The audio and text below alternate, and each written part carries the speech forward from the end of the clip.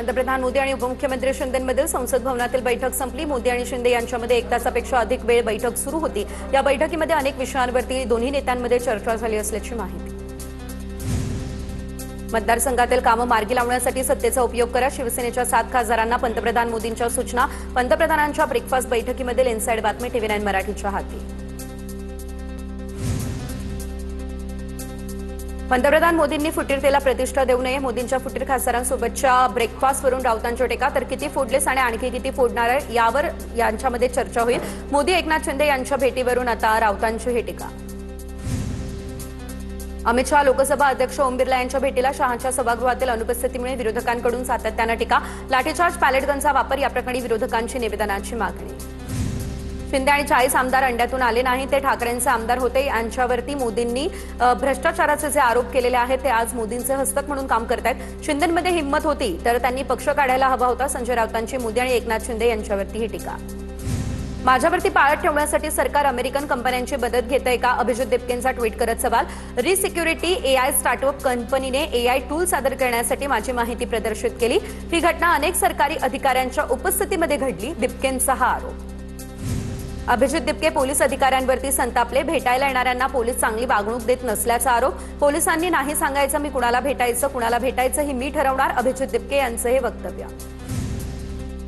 जंतर मंतरवर आंदोलन सुरू असताना 2 पेपर फुटले। जंतर मंतरवरील आंदोलन ही फक्त सुरुवात, जंतर मंतरवरील आंदोलन घराघरात शिरलं, तर राज ठाकरे यांचं हे वक्तव्य।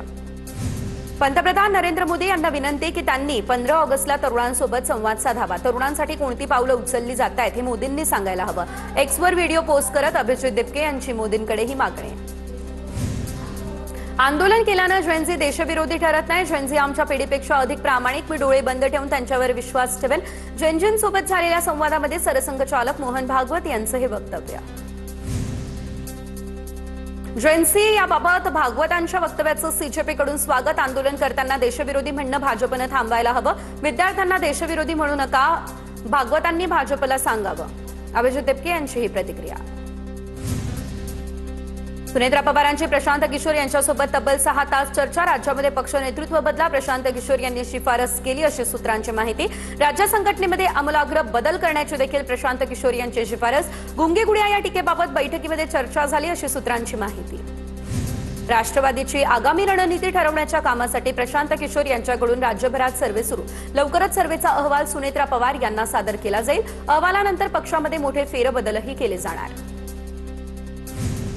भाजपचा पराभव केलेल्यांशी चर्चा करणं अयोग्य, सुनेत्रा पवार आणि प्रशांत किशोर भेटीमुळे भाजप नाराज, सूत्रांची माहिती। बांकीपूर पोटनिवडणुकीमध्ये प्रशांत किशोर यांच्याकडून भाजपचा पराभव। मनोज जरांगे आज आणि उद्या धाराशिव दौऱ्यावरती। जरांगे 2 दिवस मराठा समाज बांधवांच्या घेणार बैठका। जरांगे कुणबी प्रमाणपत्रावर काय भूमिका मांडणार याकडे लक्ष। गरीब मराठ्यांच्या लेकरा बाळांसाठी मी लढतोय, तर गरीब मराठा समाजाचं हे लोक वाटोळं करतायत। मराठ्यांचं कुणबी प्रमाणपत्र रद्द करण्यासाठी बावनकुळेंचं पत्र। कुणबी नोंदी कमी करण्याचा सरकारचा कट, मराठा आंदोलक मनोज जरांगेंचा हा आरोप। कुणबी जात प्रमाणपत्र अवैध ठरवल्याप्रकरणी जिल्हा परिषद सदस्यांची कोर्टामध्ये धाव। परभणीच्या कोमल पारवे, संभाजीनगरच्या ज्योती शिंदे यांची कोर्टामध्ये धाव। राजकीय दबावापोटी जात प्रमाणपत्र अवैध ठरवल्याचाही आरोप। ओबीसी नेत्यांनी पैसे देऊन कुणबी प्रमाणपत्र रद्द केलं असं कोमल पारवे यांचं विधान। मी असेपर्यंत जरांगेंवरती उपोषणाची वेळ येऊ देणार नाही। उदय सामंतांची जरांगेंच्या मागण्यांवर चर्चा सुरू। 11 ते 12 तारखेला कागदपत्र घेऊन जरांगेंना भेटणार। जात पडताळणीवरून प्रसाद लाड यांची ही प्रतिक्रिया। एकनाथ शिंदेंना मराठा मॅन व्हायचंय, फडणवीसांना शिंदेंचा हा डाव उधळायचाय। शिंदे फडणवीसांच्या वादात मराठ्यांचं नुकसान होतंय, ठाकरे सेनेच्या उपनेत्या सुषमा अंधारे यांचा हा आरोप। प्रसाद लाड जिथे दिसतील तिथे त्यांच्या कानशिलात मारणार, लक्ष्मण हाके यांचा प्रसाद लाड यांना इशारा। मला जेलमध्ये टाकलं तरी मी प्रसाद लाड यांच्या कानशिलात लगावणार, लक्ष्मण हाके यांचं हे वक्तव्य। लक्ष्मण हाके यांना प्रसाद लाड कोण आहेत ते कदाचित माहिती नाही, त्यांनी आधी माझं गुगल सर्च करावं। प्रसाद लाड यांचा लक्ष्मण हाकेंना अप्रत्यक्ष इशारा। अशा लोकांवर न बोलणं चांगलं असतं, प्रसाद लाड यांची ही प्रतिक्रिया। जे बाळासाहेबांचे झाले नाही ते जरांगेंचे काय होतील, संजय राऊतांचा शिंदेंवर निशाणा। तर जरांगे पाटलांनी शिंदेंना वेळीच ओळखायला हवं होतं। उपमुख्यमंत्री शिंदे राजकीय सामाजिक दृष्ट्या भ्रष्ट, जरांगेंनी शिंदेंवर केलेल्या टीकेवर राऊतांची ही प्रतिक्रिया। राष्ट्रीय ओबीसी महासंघाचे बंगळुरूमध्ये 11वे महाअधिवेशन देशभरातील ओबीसी समाजाचे नेते, लोकप्रतिनिधी आणि विविध राज्यातील प्रतिनिधी अधिवेशनामध्ये होणार सहभागी. सामाजिक न्याय आणि ओबीसी हक्कांवर व्यापक चर्चा होणार. 2 स्वतंत्र सत्रांचं आयोजन, विविध मान्यवर मार्गदर्शन देखील करतील. जातीय जनगणनेमध्ये ओबीसींचा कॉलम समाविष्ट केला जाईल. मुख्यमंत्री देवेंद्र फडणवीस यांची ही माहिती. अधिवेशनातील ठराव राज्य सरकार अंमलात आणणार असंही वक्तव्य. नाशिकमध्ये मुख्यमंत्र्यांच्या उपस्थितीमध्ये आज सिंहस्थ कुंभमेळ्याच्या कामाबाबत महत्त्वाची बैठक. नाशिकच्या खड्ड्यांबाबत देखील मुख्यमंत्री घेणार आढावा. नाशिकमध्ये खड्ड्यांमुळे आतापर्यंत 5 जणांचा मृत्यू. रस्ते दुरुस्ती, खड्डे बुजवण्यासाठी अतिरिक्त निधी मंजूर होण्याची देखील शक्यता. 2015च्या कुंभमेळ्यात सहज कामं झाली होती. 2015च्या कुंभमेळ्यात पैसे कमावणं हा उद्देश नव्हता. आता कुंभमेळ्यासाठी गुजरातचे कंत्राटदार आणले. नाशिक कुंभमेळ्यातील कामांवरून राज ठाकरेंचा सरकारवरती निशाणा. केंद्रीय गृहमंत्री अमित शहा आज आणि उद्या मुंबई दौऱ्यावरती. शहांच्या हस्ते NUCFDCच्या नवनिर्मिती कार्यालयाचं होणार उद्घाटन. नीटचे पेपर देखील आता क्लासेसवाल्यांनी फोडले. चंद्रकांत पाटलांनी विद्यार्थ्यांकडे लक्ष द्यावं, दगडावरील ठसे शोधण्यापेक्षा विद्यार्थ्यांसोबत बोलावं, राज ठाकरेंचा पाटलांना सल्ला.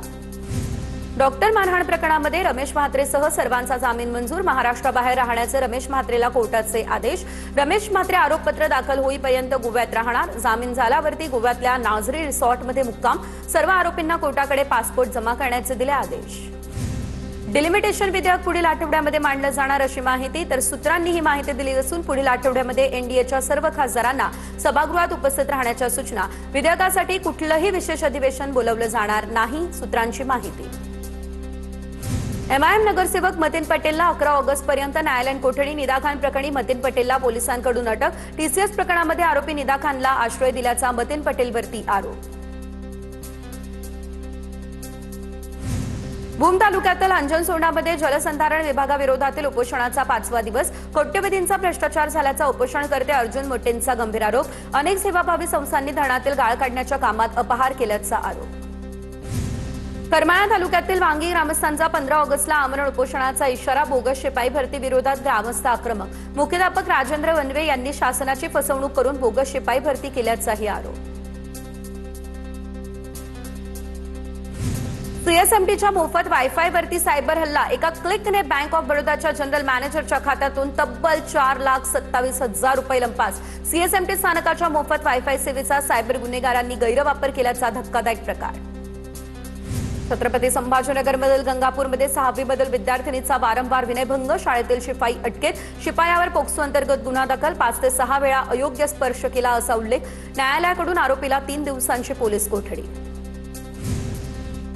बीड कारागृहामध्ये बेकायदेशीर सुविधांची चौकशी सुरू. 2 पथकांकडून बेकायदेशीर सुविधांची तपासणी सुरू.